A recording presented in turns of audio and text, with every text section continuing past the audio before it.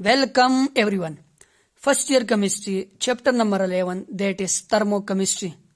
और आज के इस पहले लेक्चर के अंदर हम introduction to thermochemistry, important term in thermochemistry that is system, surrounding, types of system, और उसके साथ स्टेट ऑफ अ सिस्टम और साथ में स्टेट फंक्शन और पाथ फंक्शन को डिटेल से डिस्कस करने वाले हैं। सबसे पहले थर्मोकेमिस्ट्री, जैसे कि टर्म बोलते हैं हीट को। अब थर्मोकेमिस्ट्री एक ऐसी ब्रांच है केमिस्ट्री की जिसके अंदर हम मेजरमेंट और कैलकुलेशन करते हैं किसकी, केमिकल रिएक्शन के दौरान जो थर्मल चेंजेस आती है। अब यहां पर जो दूसरी डिफिनेशन मैंने लिखी है वो मैंने ये लिखी है कि ये हमें क्वांटिटेटिव रिलेशनशिप बताता है between heat of chemical reaction and other form of energy. यानी कोई केमिकल रिएक्शन हो गया, उस केमिकल रिएक्शन के दौरान जो प्रोडक्ट बन गया और वो जो प्रोडक्ट बना है वो हीट चेंजेस कितनी है रिएक्टेंट और प्रोडक्ट में, उसको हम जिस ब्रांच ऑफ केमिस्ट्री में डिस्कस करते हैं वो है थर्मोकेमिस्ट्री। कि आया आप लोग का जो प्रोडक्ट बना है उसने हीट रिलीज की है या हीट एब्जॉर्ब की है, रिएक्टेंट के अंदर कितनी हीट थी और प्रोडक्ट के अंदर कितनी हीट थी। यानी वो रिएक्टेंट और प्रोडक्ट के अंदर जो हीट चेंजेस आई है और वो जो हीट है वो किसी दूसरे फॉर्म ऑफ एनर्जी के अंदर जो कन्वर्ट हुआ है और कितना कन्वर्ट हुआ है, मतलब क्वांटिटेटिव रिलेशनशिप है। जिस ब्रांच ऑफ केमिस्ट्री में हम ये चीजें डिस्कस करते हैं उसको हम बोलते हैं थर्मोकेमिस्ट्री। अब थर्मोकेमिस्ट्री के मेन जो ऑब्जेक्टिव हैं वो मैंने यहां पर लिखे हुए हैं। ये आप लोग को मेन ये बातें बताते हैं। पहली बात यहां पर मैंने लिखी है कि यह आपको फिजिबिलिटी ऑफ केमिकल रिएक्शन बताएगा कि आप लोगों ने किसी केमिकल रिएक्शन को किन कंडीशन के ऊपर रखा है, आया उस कंडीशन के अंदर वो केमिकल रिएक्शन हो रहा है या नहीं हो रहा है, तो वो फिजिबिलिटी ऑफ केमिकल रिएक्शन आप लोग को बताएगा। दूसरी बात यह है आप लोगों को वो यील्ड ऑफ प्रोडक्ट बताएगा कि आप लोगों के पास जितनी कंडीशन आप लोगों ने दिए हैं और उस कंडीशन के अंदर कितना प्रोडक्ट बना है। और प्रोडक्ट के लिए दूसरी जो लाजमी कंडीशन ये है कि इक्विलिब्रियम अटेंड करने से पहले कितना आप लोग का प्रोडक्ट बना है वो आप लोग को थर्मोकेमिस्ट्री बताएगा। और साथ में यह आपको elevation in boiling point, depression in freezing point और similarly lowering of vapour pressure और साथ में distribution law and phase rule वगैरह जो होते हैं, ये प्रोसेसेस आप लोग को बताएगा कौन, थर्मोकेमिस्ट्री। सिमिलरली अब ये तीन बातें तो ये आप लोग को बताता है, लेकिन इसके कुछ लिमिटेशन है कि थर्मोकेमिस्ट्री ये जो तीन लिमिट्स मैंने लिखे हुए ये आप लोग को ये चीजें बताते हैं। अब कोई सिस्टम है आप लोग के पास, उस सिस्टम के अंदर जो प्रॉपर्टी होती है like temperature, pressure, volume etcetera. अब अगर मैटर बल्क के अंदर है तो बल्क के अंदर ये मैक्रोस्कोपिक प्रॉपर्टी के साथ मैक्रोस्कोपिक क्वांटिटी जो होती है, जो माइक्रोस्कोपिक क्वांटिटी नहीं होती, ये मैक्रोस्कोपिक क्वांटिटी आप लोग का ये जो प्रॉपर्टी है लाइक टेम्परेचर, प्रेशर और मैटर के अंदर ये बल्क के फॉर्म में आप लोग को बताएगा। माइक्रोस्कोपिक क्वांटिटी के साथ थर्मोकेमिस्ट्री का डील नहीं होता है, ये मैक्रोस्कोपिक क्वांटिटी मेनली आप लोग को डिस्कस करते हैं। तो ये इसकी लिमिटेशन आ गई कि माइक्रोस्कोपिक के साथ ये डील नहीं करते हैं, ये मैक्रोस्कोपिक क्वांटिटी के साथ डील करते हैं। अब दूसरी बात यह है कि आप लोग को रेट ऑफ केमिकल रिएक्शन के बारे में नहीं बताते हैं। एज फिजिबिलिटी तो बता देते हैं, लेकिन कितने रेट, उसका स्पीड कितना है, तो वो रेट के बारे में जो थर्मोकेमिस्ट्री है वो आप लोग को कुछ भी नहीं बताते हैं। इसी तरह ये आप लोग को उन क्वांटिटी के बारे में बताएगा ये स्टेट फंक्शन है, यानी वो इनिशियल स्टेट और फाइनल स्टेट ऑफ सिस्टम बताएगा, लेकिन वो किस रास्ते से जा रहे हैं यानी पाथ के बारे में एक्सप्लेन नहीं करते हैं। ये इसकी लिमिटेशन आ गई कि ये स्टेट फंक्शन प्रॉपर्टी के बारे में आप लोग को डिस्कस करते हैं। अब जो बेसिक टर्म है थर्मोकेमिस्ट्री के अंदर या थर्मोडायनामिक्स के अंदर वो है सिस्टम और साथ में सराउंडिंग। अब फॉर एग्जांपल यहां पर मेरे पास बीकर पड़ा हुआ है और इस बीकर के अंदर ये वाटर है, लेट्स सपोज ये वाटर है। अब आप लोगों ने जो बॉइलिंग पॉइंट मेजर करना है या मेल्टिंग पॉइंट मेजर करना है यहाँ पर मैं बॉइलिंग पॉइंट को ले लूं और आप लोग इसको वाटर को हीट दे रहे हो और यहाँ पर थर्मामीटर रखा हुआ है। अब आप लोग का काम यह है कि आप लोग हीट दे रहे हो और हीट देने से वाटर मालिक्यूल एक दूसरे के साथ कोलाइड करेंगे, यानी वो हीट को एब्जॉर्ब करेंगे और एक ऐसा टेम्परेचर आ जाएगा जिस पर वो बॉयल करना शुरू कर जाएगा। अब आप लोग का काम यह है कि इस वाटर मालिक्यूल को देख लो और उसका बॉइलिंग पॉइंट इस थर्मामीटर के जरिए मेजर करो। अब जो आप लोग स्टडी कर रहे हो वो इस वाटर मालिक्यूल की स्टडी कर रहे हो, ना कि इस बीकर की स्टडी कर रहे हो, ना इस फ्लेम वगैरह की स्टडी कर रहे हो। तो यूनिवर्स का वो part which is under study या विच इज अंडर ऑब्जर्वेशन, उसको हम बोलते हैं सिस्टम। जिसको आप लोग स्टडी कर रहे हो, आप लोग का काम इस बीकर के अंदर वाटर मालिक्यूल के साथ है और उसका बॉइलिंग पॉइंट आप लोग डिस्कस कर रहे हो, ना कि जिस बीकर के अंदर डाला हुआ है या आप लोग इसको फ्लेम दे रहे हो या कुछ भी दे रहे हो। तो वो part of universe which is under study या which is under observation is known as system. और इसके अलावा जितना भी पार्ट है, यानी आप लोग का बीकर है, थर्मामीटर है, फ्लेम वगैरह है, ये सारे के सारे क्या हो गया? सराउंडिंग हो गया। Rest part of universe other than system is known as surrounding. और सिस्टम और सराउंडिंग दोनों मिलकर यूनिवर्स बनाता है। ठीक, तो जो अंडर ऑब्जर्वेशन होगा वो सिस्टम होगा और इसके अलावा जो पार्ट होगा वो सराउंडिंग होगा।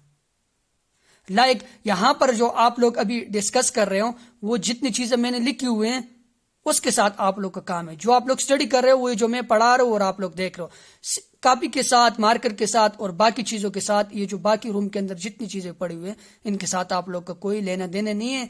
तो जो पार्ट सिस्टम के अलावा होगा वो सराउंडिंग होगा और जो आप लोग अंडर ऑब्जर्वेशन होगा, जिसको आप लोग स्टडी कर रहे हो, वो आप लोग का सिस्टम हो जाएगा। अब मेनली जो सिस्टम होते हैं, सिस्टम फर्दर 3 तरह के होते हैं, that is open system, close system and isolated system. अब ओपन सिस्टम उस सिस्टम को बोलेंगे जो इन्वायरमेंट के साथ या जो सराउंडिंग के साथ दोनों चीजें चेंज करे। दोनों चीजें का मतलब क्या है? एनर्जी भी चेंज हो और उसके अंदर जो मैटर है वो भी चेंज हो, जो सराउंडिंग को एनर्जी भी दे और एनर्जी के साथ साथ मैटर भी दे।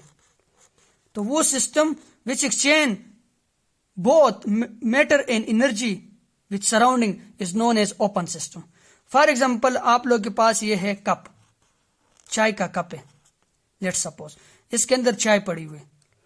अब ये जो चाय है गर्म चाय है और ये जो गर्म चाय है ये इन्वायरमेंट को एनर्जी भी दे रहा है in the form of heat, यानी ये गर्म है। आप लोग को मुख्तलिफ लॉस पढ़ोगे कि हीट हार्ड बॉडी से कोल्ड बॉडी की तरफ जा रहा है। यहां से जो हीट है वो बाहर इवापोरेट हो रहा है और इस हीट के साथ यहाँ पर वेपर है, तो वाटर है ना चाय के अंदर, तो वाटर मालिक्यूल भी आहिस्ता आहिस्ता, आप लोग अगर अपने चाय को देखोगे तो उसका मैटर भी कम होगा, उसकी अमाउंट भी कम होगी और साथ में उसकी जो एनर्जी है हीट की फॉर्म में वो भी इन्वायरमेंट के साथ चेंज कर रही है।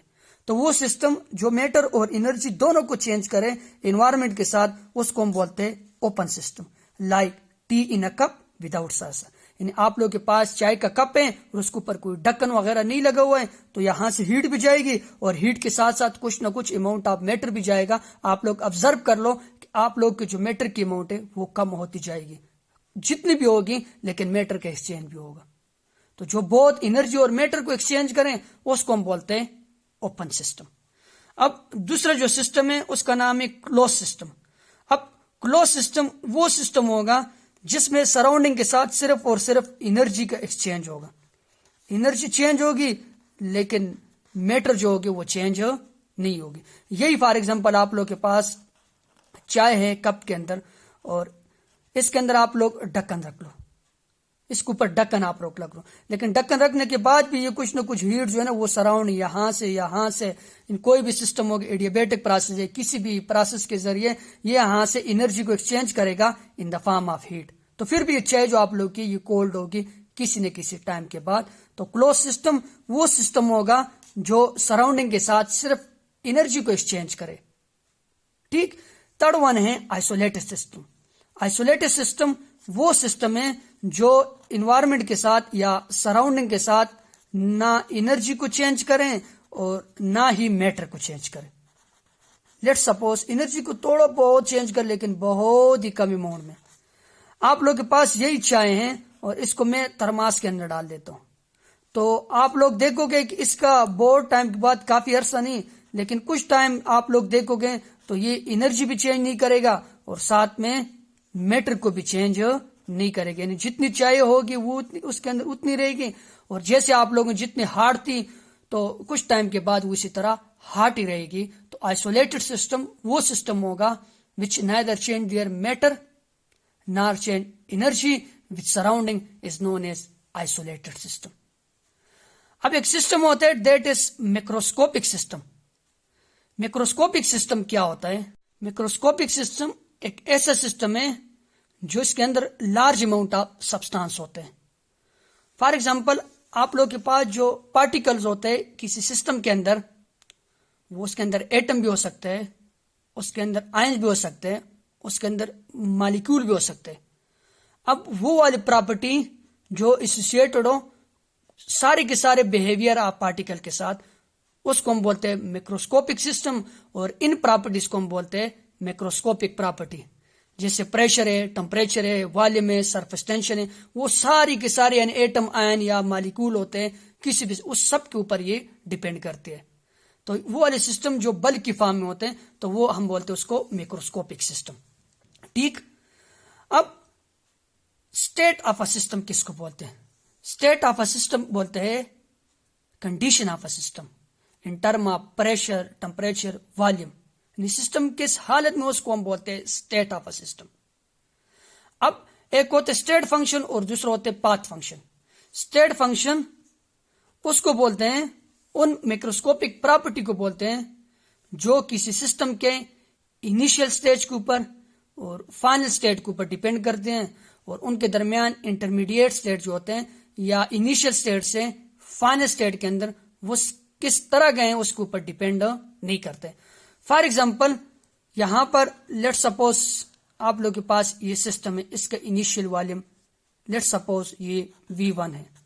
अब आप लोग इसका वॉल्यूम कम करना चाहते हो, V2 करना चाहते हो, तो इसका वॉल्यूम V1 से आप लोग V2 करना चाहते हो, तो ये किस तरह से आप लोग करते हो, किस रास्ते से आप लोग तरह करते हो? यानी इसके ऊपर किसी पिस्टन के जरिए प्रेशर लगाते हो, या इसके ऊपर आप लोग कोई पत्थर वगैरह रखते हो, या इसके ऊपर आप लोग कोई और काम करते हो, किस तरह से इसका वॉल्यूम आप लोग V1 से V2 करना चाहते हो, तो उन चीजों के ऊपर डिपेंड नहीं करते, लेकिन वो इनिशियल स्टेज के ऊपर और फाइनल स्टेज के ऊपर डिपेंड करते हैं। तो उसको हम बोलते हैं स्टेट फंक्शन।